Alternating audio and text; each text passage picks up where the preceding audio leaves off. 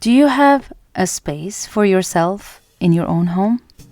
Welcome to GA Atelier, the podcast where intentional interior design meets mindful living. I'm your host, Shihan Askar, and I'm here with you on this journey to transform our living spaces into sanctuaries that reflect our unique story, personality, style, and lifestyle, while elevating our everyday life at home. So step inside my design workshop and let's design your home together. So I've talked previously on the podcast about designating specific spaces at home for work or leisure or entertaining, maybe creating a Zen zone. But today I want to talk about a personal space at home.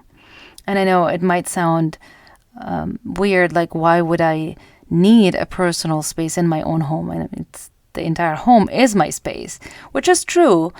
But maybe you've never thought much about that specific point. Having a designated area to call your own, no matter how small, can bring a sense and a feeling of calm, order, comfort into your daily life.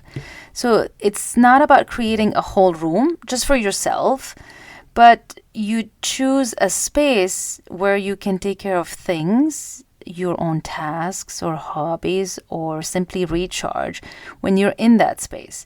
So even if it's not for a specific activity, like a home office or a place maybe where you work out, but you have a personal space, at the very least, one that is yours while you're using it.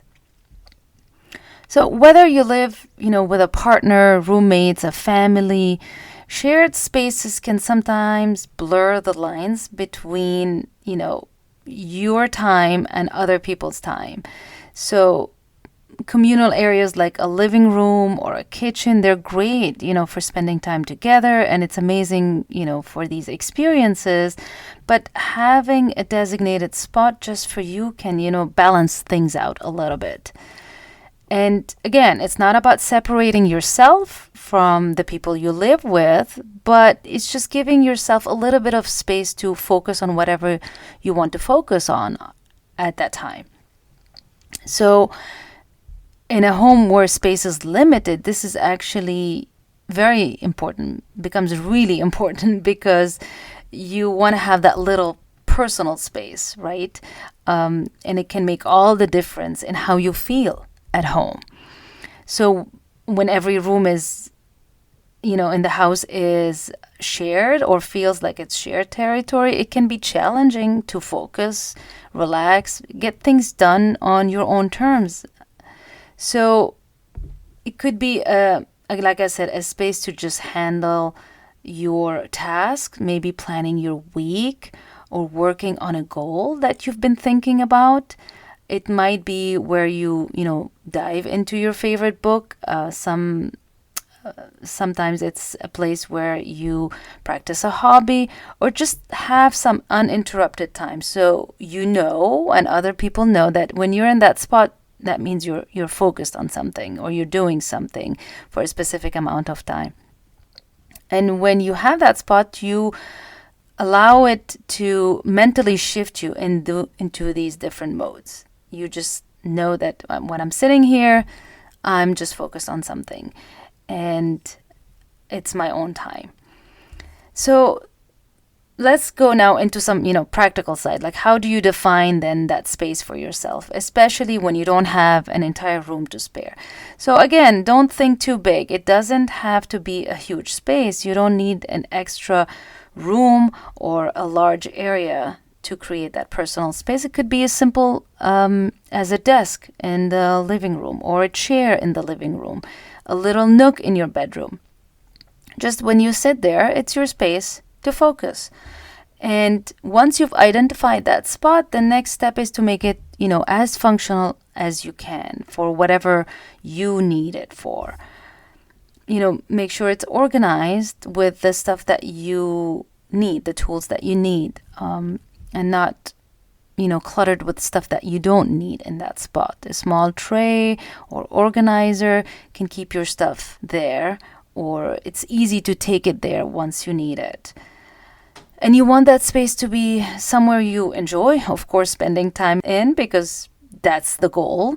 So make it comfortable. What do you want to add there or remove to make it comfortable for you? But also keep it versatile.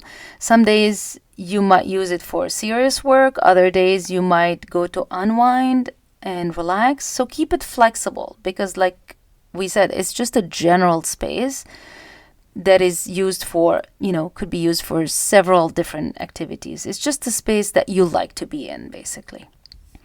So I just want to leave you with this thought. It's not just the space that you're designing in this case.